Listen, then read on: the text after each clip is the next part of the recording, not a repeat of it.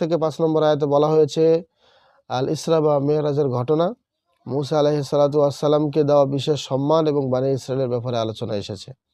6 থেকে 8 নম্বর আয়াত পর্যন্ত অবাধ্যতার শাস্তি হিসেবে চরম অপদস্থ হওয়ার পর একসময় বনী ইসরায়েলের বিজয় ও নিজেদের রাজ্য পুনরায় দখল হয়েছিল এ সম্পর্কে ঘটনা।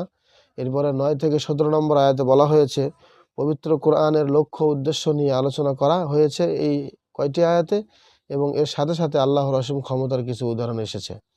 18 থেকে 25 নম্বর আয়াতে বলা হয়েছে বাবা মার সাথে করণীয় ও বর্জনীয় বিষয়গুলো নিয়ে কি করবে এ বিষয়ে বিস্তারিত। আর 26 থেকে 39 নম্বর আয়াতে বলা হয়েছে নিকট আত্মীয়, দরিদ্র, মুসাফিরদের অধিকার এবং ইসলামী সমাজের মৌলিক কিছু নীতিমালা।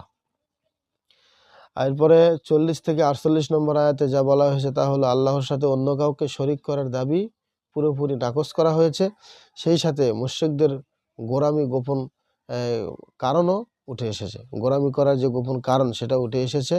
আর 49 থেকে 60 নম্বর আয়াতে বলা হয়েছে যে মৃত্যুর পর পুনরুত্থানের ব্যাপারে মুশরিকদের অবিশ্বাস্য ও নানা রকম ভ্রান্ত বিশ্বাস দূর করতে তাদের সাথে উন্মুক্ত আলোচনা।